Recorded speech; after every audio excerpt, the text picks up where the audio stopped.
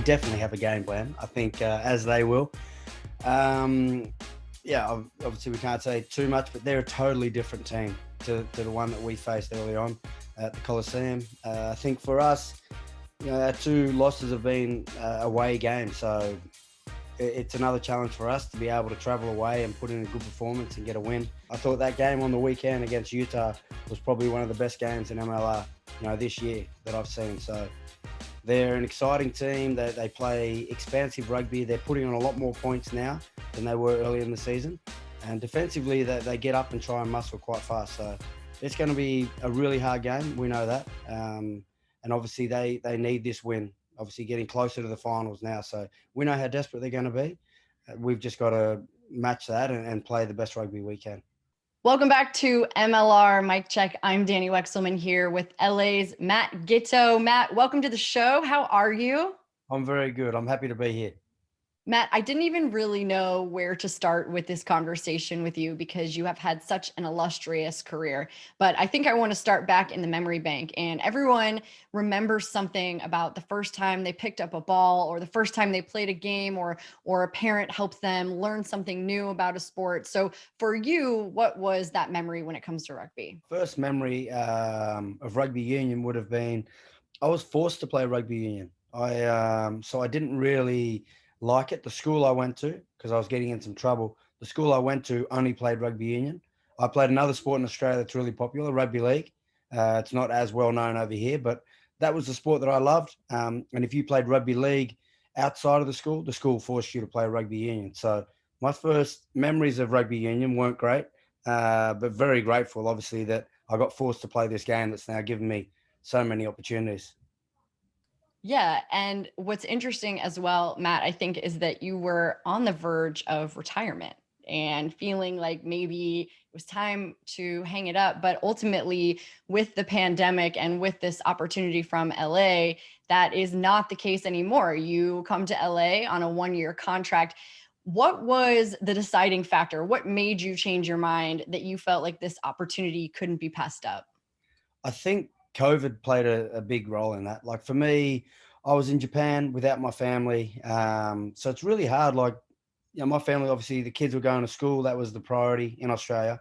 But when you get home after a game or after training, you don't share those moments that you have, or just your downtime. When you get home, you're not as excited to get home. Whereas when you got your family, you're keen to get home, spend some time with them, get away from rugby. So for me, that COVID period where I was at home just with my family, I loved it. But you realize pretty quickly you're a long time retired. So those small things, the sacrifices that I was making without the family, it just, when this opportunity came up, it was an opportunity where the family could come.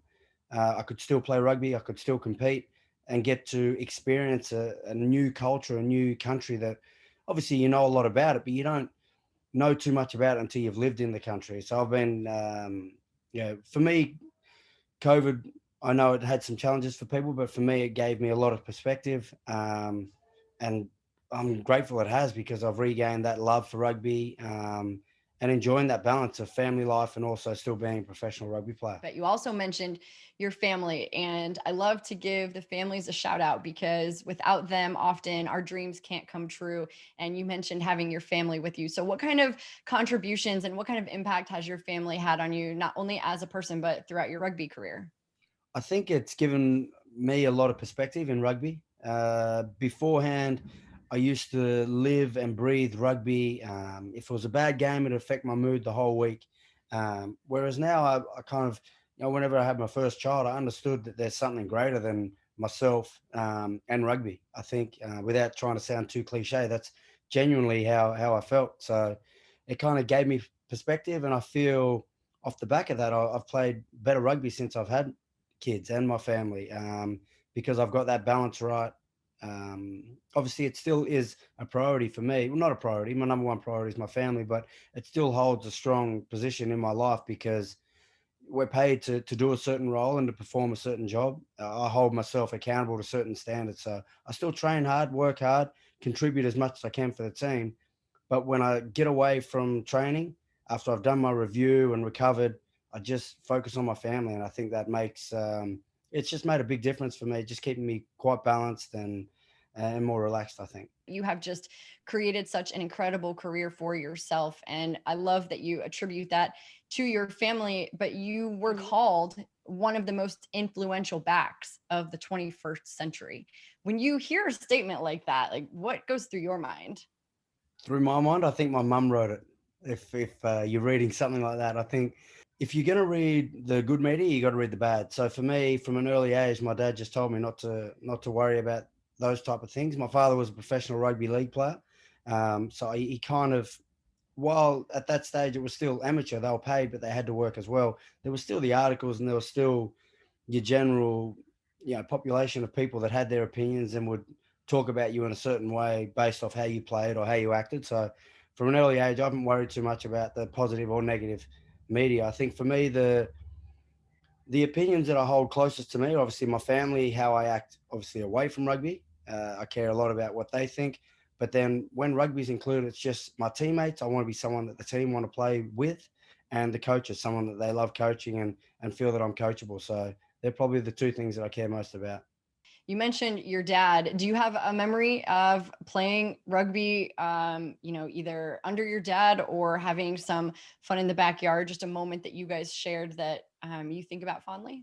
Yeah, I mean, all the time. I think my father was a rugby league coach as well. So from the young age of, say, I think, what can you remember? I think for me, I think I was 4 or 5 maybe, but I always had a football in my hand. I go to his training sessions late at night, and I'd always be kicking while he was coaching. We'd run to training together. Mum would pick us up. We'd come back home. Obviously, you have dinner, and then I've got school. So I've always loved being around kind of the boys, even though Dad would obviously separate me from the real stuff that happened with the boys. But yeah, I've got so many memories with my brothers. We'd go to training. Dad would train us in Christmas period. Just I had so many memories because I was always around it. Because my dad, after he worked, would then coach the local rugby league team. So it was just for me something I love to be a part of. Back in April, you all played the Legion and won that match, and you play them again this weekend, but this time you guys are in San Diego. Obviously, it's been a different story for that team, and you guys all, I'm sure, have been watching the progression that they've made. What's the game plan this weekend? We definitely have a game plan. I think as they will. Yeah, obviously we can't say too much, but they're a totally different team to the one that we faced early on at the Coliseum. I think for us, our two losses have been away games, so it's another challenge for us to be able to travel away and put in a good performance and get a win against a team that's playing really well. I thought that game on the weekend against Utah was probably one of the best games in MLR, this year that I've seen. So they're an exciting team. They play expansive rugby. They're putting on a lot more points now than they were early in the season. And defensively, they get up and try and muscle quite fast. So it's going to be a really hard game. We know that. And obviously, they need this win, obviously getting closer to the finals now. So we know how desperate they're going to be. We've just got to match that and play the best rugby we can. You mentioned the two losses, so New York and Atlanta. We always learn more from the losses. What did LA take away from those? I think the biggest area where we kind of, I think, got dominated was at the breakdown. So if you don't worry about the basics first, you carry, winning your own ball, securing that, and showing respect to the ball, that you're going to lose. And they're probably the two things that we didn't do so well against Atlanta and New York. And they were stiff competition. They defended well. They put a lot of pressure on us. So we've trained accordingly and tried to adapt our game a little bit more, so that we've got, if we face the opposition like that, we've got a toolkit. We can draw back on something else and hopefully have a better result. Matt, you lead league in conversions with 28, and just watching your technique, I'm wondering if you could maybe walk us through how you perfected the technique that you use for goal kicking, and ultimately what's going through your mind. Is there something you're telling yourself, or is it really just static when you're getting ready to kick? Often there is nothing going through my head. You're right there, but no, for goal kicking, I think it's for me, it's just about, you've got a routine. You've got a routine that works for you, and I just constantly practice that so that when you get into a game, whether it's a high pressure kick or a low pressure kick, you fall back to your routine and something that calms you, and you just go through the process. I think That would be, for me, the biggest thing, just trying to stay as relaxed as I can, get some deep breaths in, and just go through my routine that I do at training. I think if you practice well, you've got no one to blame. So for me, I work as hard as I can throughout the week, so I've got no excuses. For the kids out there who look up to you, who want to be like you one day, do you have a piece of advice or a trick or tip that you would give them if they want to kick like you, be like you? Hard work, dedication. If you speak to, and that's really cliche, but it's ultimately what it comes down to. I played with a lot of guys, I think, that were more talented than me, more gifted, but potentially didn't want it as much. So it was something that I've always worked hard to do. I've made sacrifices along the way. You miss birthday parties, you miss out on those fun things if you really want to achieve something. So yeah, I think sacrifices, and you've just got to put in the hard work. I think being talented will only get you a certain will only take you so far. From there, it's obviously your dedication and your hard work, because when you get to a league like this or even higher, everyone's talented. So you've got to continually work hard and try and get better as a player. Matt, we got to talk about the scoring in LA. So, as it stands right now, LA sits atop the standings, atop the Western Conference, and has a 211-point differential in the league. And I don't know, are you guys eating Wheaties for breakfast? Like, what has been the key to success for you all? Because you're putting up some astronomical numbers, capturing the attention of the country, of the world, and putting MLR on the map. Yeah, I'm not sure. I think obviously Oreni IE, our attack coach, and Darren Coleman, the head coach, they have a big say in how we play, certain strike patterns that we've got. And then I think it's just getting everyone on the same page, making sure that everyone knows our role, knows who we're trying to manipulate or what we're trying to do in certain movements, so that we can attack it at 100%, just making sure everyone's clear.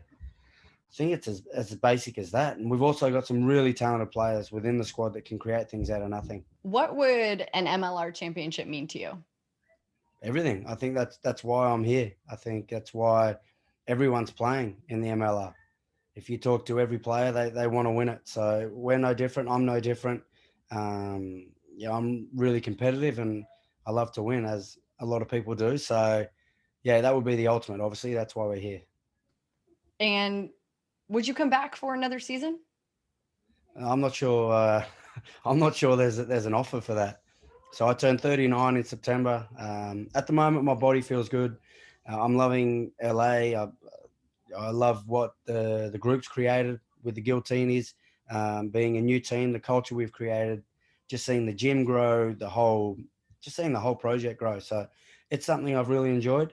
As for another year, I'm not too sure. I just got to try and get through this year, see how the body and mind is, and obviously check with the family. So we've got the kids doing homeschooling here, and that's pretty stressful for the wife. You've got a rock star team, though, clearly. And I think that is one of the most important things that everyone needs in their lives, especially to succeed and feel like you can be your true self. So incredible that you have that support system with you. And also to the moms and the teachers who are homeschooling kids and dealt with that during the pandemic. I mean, they deserve bonuses and awards and money that I can't give them, but I wish Oh, that I could. absolutely. I mean, my mum's a teacher and we did a bit of homeschooling, and I just said, you're not paid enough. Back in Australia, it's a tough job. I do it once a week when we have a day off. I try and make that our activity day where we get out and do something. But the wife wants me to sit down and push through the punishment just for an hour. That seems like a fair trade-off, my Yeah, I friend. think so. Yeah, I agree. All right. Are you ready for some bonus points? I am ready. Yes. Favorite LA activity? I've seen you went to the Dodgers game. There's been some beach action. My morning commute to training on the Super 73 along the Strand. Me and a few of the boys have an electric bike, so we just cruise along the beach, and gives me a real sense of gratitude. And I just look forward to going to training every day. Did you ever think that would be something you would be doing to get to training, to get to a game? I mean, it is kind of dreamlike, right? Absolutely, and I think that kind of false life that I feel I'm in at the moment is what I signed up for. So it's to live near the beach has been amazing. I didn't even know these bikes existed. So yeah, it's everything everything so far has just been a bit of a wild dream. Well, you deserve it.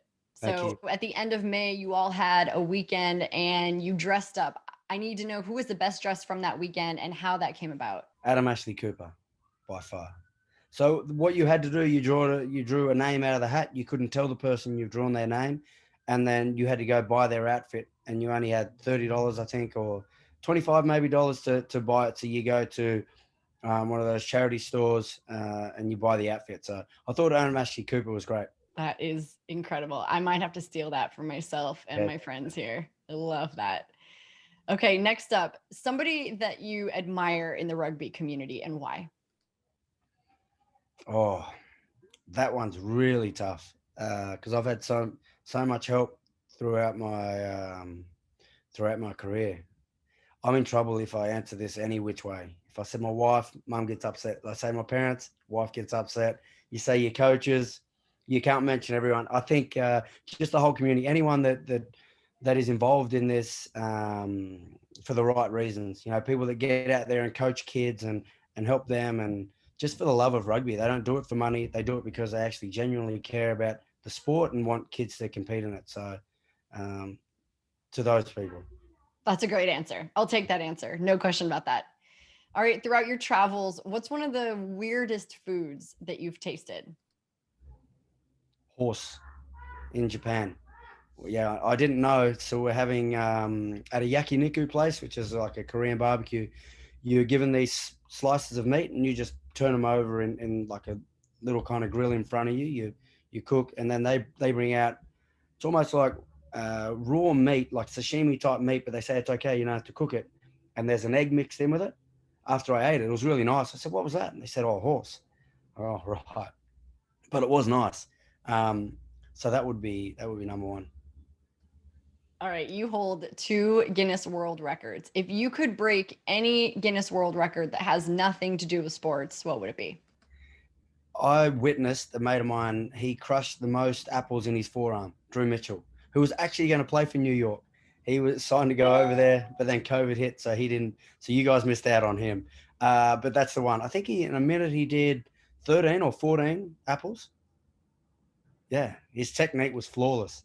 What about an athlete or celebrity you would trade places with for a day? I think anytime I watched the Super Bowl, say Tom Brady, after he won that last Super Bowl, I would have loved to have been him. Seeing him get off that boat with his boat legs after a few drinks, it just looked like a lot of fun. What about a book? Do you read to your kids? Do you have a favorite book that you get to read to them?